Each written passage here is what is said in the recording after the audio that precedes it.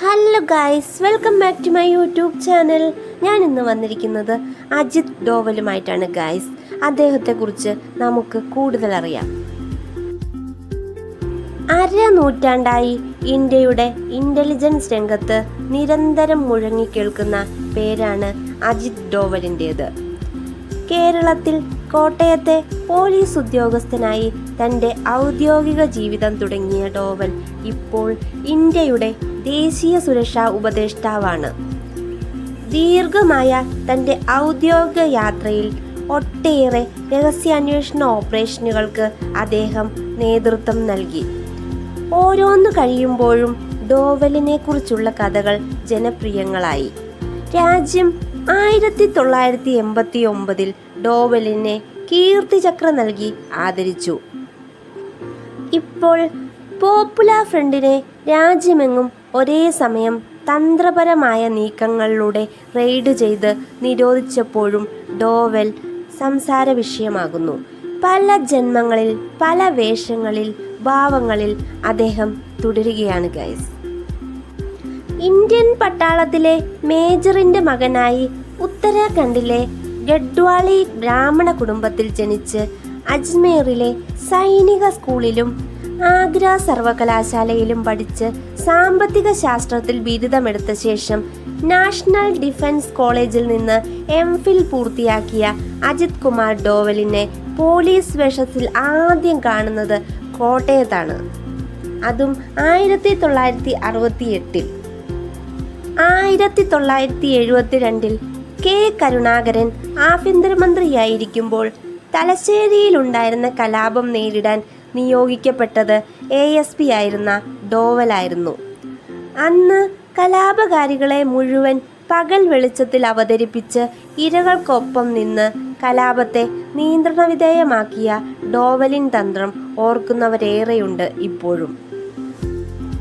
തുടർന്ന് കേന്ദ്ര സർവീസിലേക്ക് പോയ ഡോവലിൻ്റെ അടുത്ത അവതാരം മിസോറാമിൽ രഹസ്യാന്വേഷണ ഓഫീസറായിട്ടായിരുന്നു. ഇന്ത്യൻ പട്ടാളത്തിൽ ഹവിൽദാറായി ജോലി ചെയ്യുകയും തീവ്ര ആശയങ്ങളാൽ പ്രലോഭിക്കപ്പെട്ട് മിസോ നാഷണൽ ഫ്രണ്ട് അഥവാ MNF രൂപവൽക്കരിക്കുകയും ചെയ്ത ലാൽ ഡെങ്കൻ്റെ സംഘത്തിലേക്ക് നുഴഞ്ഞു കയറിയ ഡോവൽ അതിൽ 6 പേരെ റാഞ്ചി മറുചേരിയിലെത്തിച്ച് MNFനെ തകർത്തു. 1980കളിൽ പാകിസ്ഥാനിലെ ഇന്ത്യൻ ഹൈക്കമ്മീഷനിലെത്തിയ ഡോവൽ അവിടെ അണ്ടർ കവർ ഓപ്പറേഷൻ്റെ നിഴലും വെളിച്ചവും കലർന്ന വഴികളിലൂടെ സഞ്ചരിച്ചു. യഥാർത്ഥ ഉദ്ദേശം മറച്ചുവെച്ച് മറ്റൊന്നായി പ്രവർത്തിക്കുകയായിരുന്നു. ഇതിനിടെ അതിർത്തി കടന്നു വന്ന ഡോവൽ 1984 സുവർണ ക്ഷേത്രത്തിൽ നടന്ന ഓപ്പറേഷൻ ബ്ലൂ സ്റ്റാറിൽ ഒരു ഉന്തുവണ്ടി റിക്ഷക്കാരൻ്റെ വേഷത്തിൽ ഫിദ്രൻവാലയുടെ സംഘത്തിലേക്ക് നുഴഞ്ഞു കയറി അവരുടെ വിവരങ്ങൾ ചോർത്തി പുറത്തെ സൈന്യത്തിന് നൽകി. പിന്നീട് കീർത്തി ചക്രയാൽ പുരസ്കൃതനായി. 1992 മുതൽ 96 വരെ ലണ്ടനിലെ ഇന്ത്യൻ എംബസിയിൽ നിയമിതനായ ഡോവലിൻ്റെ അവിടുത്തെ പ്രവർത്തനങ്ങളെക്കുറിച്ച് വിവരണങ്ങളോ ഇല്ല. 1999 ക്രിസ്മസ് സന്ധ്യയിൽ കാഠ്മണ്ഡുവിൽ നിന്ന് ഡൽഹിയിലേക്ക് പറന്നിരുന്ന ഇന്ത്യൻ എയർലൈൻസിൻ്റെ IC-814 വിമാനം ഭീകരർ റാഞ്ചിയപ്പോഴാണ് ഡോവലിനെ ലോകം പിന്നീട് ശ്രദ്ധിക്കുന്നത്. രാജ്യത്തിനും ഭീകരവാദത്തിനുമിടയിൽ മധ്യസ്ഥനും രഹസ്യാന്വേഷണ വിഭാഗത്തിൻ്റെ പോയിന്റ്മാനും ഡോവലായിരുന്നു.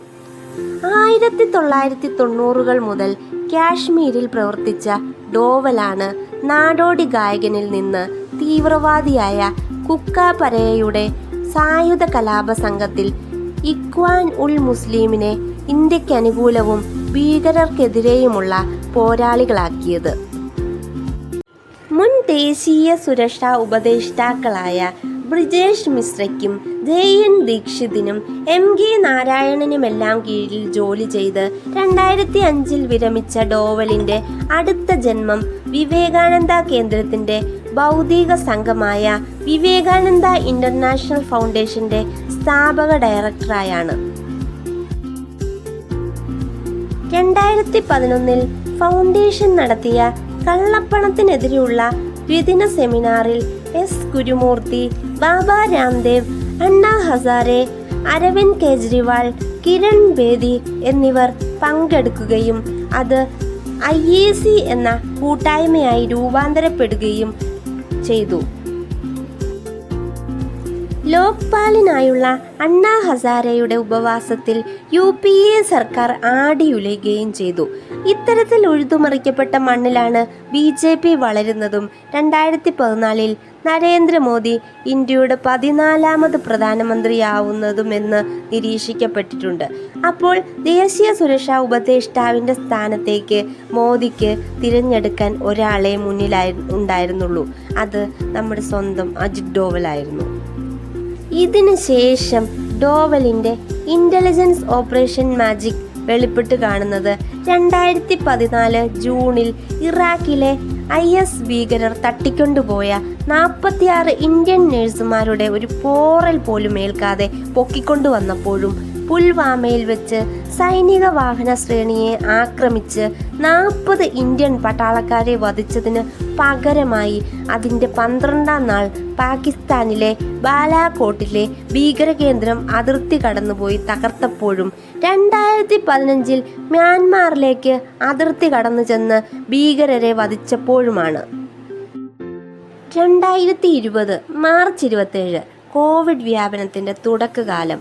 ഡൽഹിയിൽ നിസാമുദ്ദീനിലെ പള്ളിയിൽ പിരിഞ്ഞു പോവാൻ കൂട്ടാക്കാതെ തമ്പടിച്ചിരുന്ന തബ്ലിഗ് ജമാഅത്തുകാരുടെ ഇടയിലേക്ക് പുലർച്ചെ 2 മണിക്ക് കയറിച്ചെന്ന ഡോവൽ 10 മിനിറ്റിനകം അവരിൽ നിന്ന് ഒഴിഞ്ഞു പോവാനുള്ള സമ്മതം വാങ്ങി.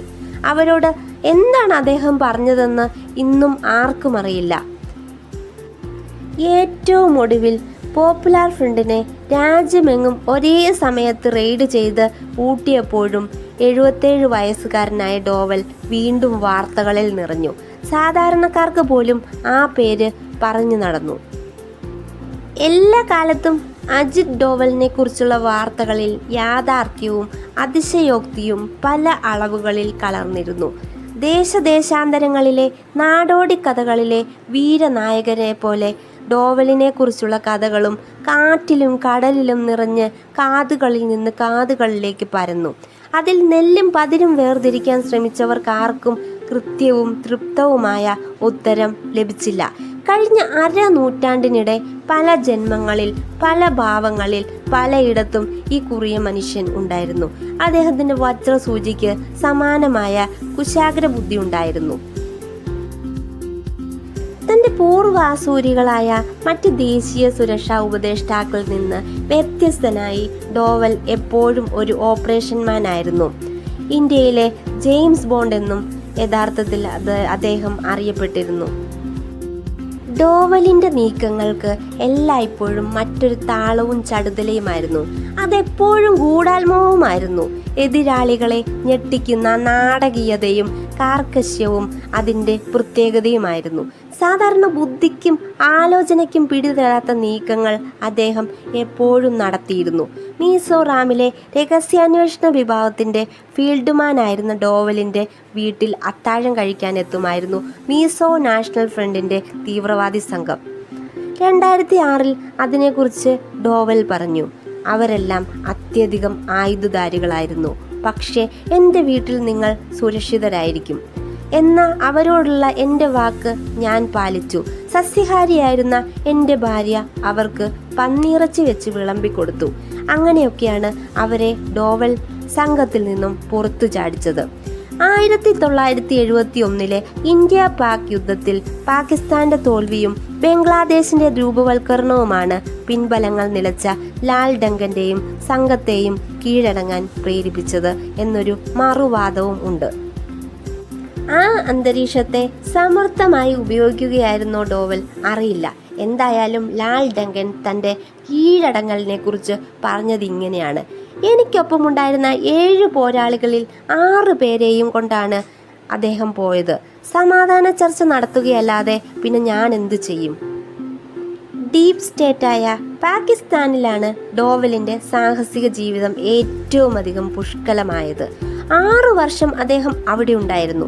പാകിസ്ഥാന്റെ കഹൂദ ആണവ നിലയം നിൽക്കുന്ന നഗരത്തിൽ ശാസ്ത്രജ്ഞന്മാർ മുടിവെട്ടുന്ന ബാർബർ ഷോപ്പിൽ കയറി ഡോവൽ അവിടെ നിന്ന് വെട്ടിയിട്ട തലമുടികൾ ശേഖരിച്ചു എന്ന് കേൾക്കാൻ ഇമ്പമുള്ളതും വസ്തുതാപരവുമായി തെളിയിക്കപ്പെട്ടിട്ടില്ലാത്തതുമായ ഒരു കഥയുണ്ട്. ഈ മുടിയിൽ നിന്ന് ആണവ നിലയത്തിൽ പാകിസ്ഥാൻ ഉപയോഗിക്കുന്ന യുറേനിയത്തിന്റെ തരം തിരിച്ചറിയാൻ സാധിക്കും എന്നാണ് ഇതിന്റെ വാദം. തന്റെ പാകിസ്ഥാൻ ജീവിതത്തിലെ ഒരനുഭവത്തെക്കുറിച്ച് 2014 പൂനെയിലെ ഒരു ചടങ്ങിൽ വെച്ച് ഒരു കേൾവിക്കാരന്റെ ചോദ്യത്തിന് മറുപടിയായി ഡോവൽ പറഞ്ഞു, ഞാൻ ലാഹോറിൽ മുസ്ലിമായി ജീവിക്കുകയായിരുന്നു. ഒരു ദിവസം ഞാൻ അവിടുത്തെ ഒരു ശവക്കോട്ടയിൽ പോയി. അവിടെ വച്ച് താടി നീട്ടിയ ഒരാൾ എന്നെ മാറ്റി നിർത്തിയ ശേഷം പറഞ്ഞു, നിങ്ങൾ ഹിന്ദുവാണ്. ഞാനത് നിഷേധിച്ചു. അയാൾ എന്നോട് പിറകെ വരാൻ പറഞ്ഞു.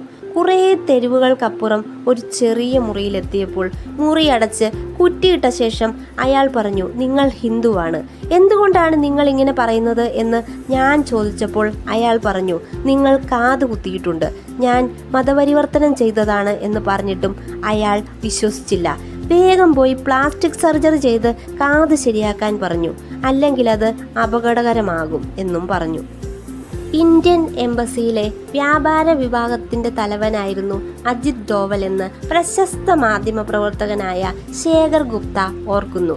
അത്രയ്ക്കൊന്നും പരസ്പര വ്യാപാരങ്ങൾ നടക്കാത്ത ആ മേഖലയിൽ ഡോവൽ മറ്റെന്തൊക്കെയോ പരിധി നടക്കുകയായിരുന്നു എന്ന് വ്യക്തം. തൻ്റെ 6 വർഷത്തെ പാകിസ്ഥാൻ ജീവിതത്തെപ്പറ്റി ഡോവൽ പറഞ്ഞ അറിവ് മാത്രമേ നമുക്കുള്ളൂ. അതിൽ സംശയങ്ങൾ പ്രകടിപ്പിക്കുന്നവരും ഒരു കാര്യം സമ്മതിക്കുന്നുണ്ട്. ഉറുദു നന്നായി അറിയാവുന്ന ഡോവലിന് പാകിസ്ഥാൻ്റെ ഉള്ളറകൾ കൈവെള്ളയിലെ രേഖകൾ പോലെ അറിയാം. അവരെ എങ്ങനെ നേരിടണമെന്നും അദ്ദേഹത്തിന് അറിയാം. ഇന്ത്യക്ക് കാശ്മീർ എന്ന പോലെ പാകിസ്ഥാന് തലവേദനയായ ബലൂചിസ്ഥാനിലെ വിഘടനവാദി സംഘടന ഡൽഹിയിൽ പത്രസമ്മേളനം നടത്തിയത് 2012 അതിൻ്റെ പശ്ചാത്തലത്തിൽ മുംബൈ ഭീകരാക്രമണത്തെക്കുറിച്ച് ഡോവൽ പാകിസ്ഥാനോട് പറഞ്ഞു, നിങ്ങൾക്ക് ഒരു മുംബൈ ആക്രമണം നടത്താൻ സാധിക്കുമായിരിക്കും, പക്ഷേ നിങ്ങൾക്ക് ബലൂചിസ്ഥാൻ നഷ്ടപ്പെടും. അത് പാകിസ്ഥാനെ മാത്രമല്ല ചൈനയെയും അമ്പരപ്പിച്ചു. കാരണം ബലൂചിസ്ഥാനിലെ മക്രാൻ തീരത്തെ ഗ്വാദർ തുറമുഖം കേന്ദ്രീകരിച്ചാണ് ചൈന 3000 കിലോമീറ്റർ നീണ്ട സാമ്പത്തിക ഇടനാഴി ഉണ്ടാക്കുന്നത്. ഇന്ത്യയുടെ സംയുക്ത മിസൈൽ പരീക്ഷണ കേന്ദ്രമായ ഒഡീഷയിലെ ബാലസോർ ജില്ലയിലെ ചാന്ദിനിപുരിയിലെ ബംഗാളിയായ ചായക്കടക്കാരൻ പാകിസ്ഥാൻ ISIയുടെ ചാരനാണെന്നും നാം അയാളെ പിടിക്കാൻ പോവുകയാണെന്നും പറഞ്ഞ് ഡോവൽ തന്നെ അമ്പരപ്പിച്ചതായി മുൻ ആഭ്യന്തരമന്ത്രി LK Advani my life my country അദ്ദേഹത്തിൻ്റെ ആത്മകഥയിൽ പറയുന്നുണ്ട്. കാണ്ഡഹാർ വിമാന റാഞ്ചലിൽ മധ്യസ്ഥനായതിനെക്കുറിച്ച് ഡോവൽ പിന്നീടൊരിക്കൽ പറഞ്ഞതിങ്ങനെ, അവരെല്ലാം ചാവേർ ആക്രമണത്തിന് തയ്യാറായി വന്നതായിരുന്നു. ഇന്ത്യയിൽ സംഭവിച്ച എല്ലാ വിമാന റാഞ്ചലിലൂടെയും ഞാൻ കടന്നു പോയിട്ടുണ്ട്. മധ്യസ്ഥന്റെ കഠിന ജോലി എതിരാളികളുടെ മനസ്സ് വായിക്കുക എന്നതാണ്. 36 മണിക്കൂർ കഴിയുമ്പോഴേക്കും റാഞ്ചുകൾ ഒന്നഴിയുമെന്ന് ഞാൻ കരുതി. എന്നാൽ അവർക്ക് ഒരു കുലുക്കവുമില്ലായിരുന്നു. അന്നാണെങ്കിൽ ബന്ദികളെ മോചിപ്പിച്ചെങ്കിലും കൊടും തീവ്രവാദികളായ മസൂദ് അസ്കർ അടക്കമുള്ളവരെ ഇന്ത്യക്ക് വിട്ടുകൊടുക്കേണ്ടി വന്നു. രാജ്യത്തെ രഹസ്യാന്വേഷണത്തിൻ്റെ പരാജയമായാണ് ഡോവൽ ഇതിനെ വിലയിരുത്തിയത്. സുവർണ ക്ഷേത്രത്തിലെ ബ്ലൂ സ്റ്റാർ ഓപ്പറേഷനിടെ പാകിസ്ഥാൻ്റെ ചാരസംഘടനയായ ISIയുടെ ആളാണ് താനെന്ന് വിദ്രൻവാലയെയും സംഘത്തെയും വിശ്വസിപ്പിച്ചാണ് ഉന്തുവണ്ടി റിക്ഷക്കാരനായ ഡോവൽ ക്ഷേത്രത്തിനകത്തേക്കും പുറത്തേക്കുമുള്ള സഞ്ചാര സ്വാതന്ത്ര്യം നേടിയെടുത്തത് എന്നാണ് രേഖപ്പെടുത്തിയിട്ടുള്ളത്. ക്ഷേത്രത്തിനകത്ത് ഭീകരർ എങ്ങനെ എവിടെയൊക്കെ നിലയുറപ്പിച്ചിരിക്കുന്നു എന്ന കാര്യം പുറത്തെ ഓപ്പറേഷൻ സംഘത്തിനെ അറിയിച്ചത് ഡോവലാണ് എന്ന് പറയപ്പെടുന്നു. എന്നാൽ ഇതിന് സ്ഥിരീകരണം എങ്ങും ഇല്ല. KPS ഗില്ലിൻ്റെയും ജൂലിയോ റിബേറോയുടെയും നേതൃത്വത്തിലുള്ള സംഘത്തിൻ്റെ കഠിന പ്രയത്നത്തിലാണ് പഞ്ചാബിലെ ഭീകരവാദം അടിച്ചമർത്തിയത് എന്നുമാണ് മറുവാദം. ഈ വാദക്കാരും സമ്മതിക്കുന്ന ഒരു കാര്യം അജിത് ഡോവൽ ആ സമയത്ത് അവിടെ ഉണ്ടായിരുന്നു എന്നതാണ്. ഏതൊക്കെയോ ഭാവങ്ങളിലും രൂപങ്ങളിലും. തിക്രീതിലെ ആശുപത്രിയിൽ IS തീവ്രവാദികൾ ബന്ദികളാക്കിയ നേഴ്സുമാരെ രക്ഷിക്കാനായി 2014 ജൂൺ 25 നേരിട്ട് ഇറാഖിലെത്തിയ ഡോവൽ 10 ദിവസത്തിനകം എങ്ങനെയാണ് അവരെ രക്ഷപ്പെടുത്തിയത് എന്ന കാര്യം ഇന്നും രഹസ്യമാണ്. ജൂലൈ 5 നേഴ്സുമാരുടെ സംഘം ഒരു പോറലുമേൽക്കാതെ കൊച്ചിയിലെത്തി. ആ സമയങ്ങളിൽ IS തീവ്രവാദികൾ നേഴ്സുമാർക്ക് ചായയും ബിസ്ക്കറ്റും നൽകിയെന്ന് ചില പത്രങ്ങൾ എഴുതി. പക്ഷേ അത് തീവ്രവാദികളായിരുന്നില്ല, തീവ്രവാദികളുടെ വേഷമിട്ട ഡോവലിൻ്റെ ആളുകളായിരുന്നു. ആ യുദ്ധഭൂമിയിലൂടെ ആ വേഷത്തിലെ അനായാസം സഞ്ചരിക്കാൻ സാധിക്കുമായിരുന്നുള്ളൂ. അയാൾ പറഞ്ഞത് ശരിയോ തെറ്റോ എന്നറിഞ്ഞില്ല. മറ്റ് സ്ഥിരീകരണങ്ങളുമില്ല ഇതിൽ. ആദിത്യ ധർ സംവിധാനം ചെയ്ത് 2019 പുറത്തിറങ്ങിയ ഉറി എന്ന സിനിമയിൽ പരേഷ് റാവൽ അഭിനയിച്ച് ഗോവിന്ദ് ഭരദ്വാജ് എന്ന കഥാപാത്രം അജിത് ഡോവലാണ്. അതിൽ അദ്ദേഹം ഒരു കോൾ കഴിഞ്ഞാൽ തൻ്റെ മൊബൈൽ ഫോൺ പൊട്ടിച്ചു കളയും. ഇതിനെക്കുറിച്ച് doctor Abhay Jerry art of decision making എന്ന വിഷയത്തിൽ നടത്തിയ അഭിമുഖത്തിൽ ചോദിച്ചപ്പോൾ ഡോവൽ നൽകിയ മറുപടി ഇങ്ങനെയായിരുന്നു: ഉറി സിനിമ ഞാൻ കണ്ടിട്ടില്ല. എൻ്റെ ജോലിയുടെ പ്രത്യേകത കാരണം തിയേറ്ററിൽ പോയി സിനിമ കാണാൻ സാധിക്കാറില്ല. ഒരു കാര്യം ഞാൻ തുറന്നു പറയാം, ഞാൻ മൊബൈൽ ഫോണോ ആശയവിനിമയത്തിന് കമ്പ്യൂട്ടറോ ഉപയോഗിക്കാറേയില്ല. ലാപ്ടോപ്പ് ടൈപ്പ് റൈറ്ററാണ് ഞാൻ ഉപയോഗിക്കാറുള്ളത്. പറയുന്നത് അജിത് ഡോവൽ ആയതുകൊണ്ട് വിശ്വസിക്കുക മാത്രമേ വഴിയുള്ളൂ. Thank you for watching. Next ഒരു കണ്ടന്റുമായി നമുക്ക് കാണാം ഗൈസ്.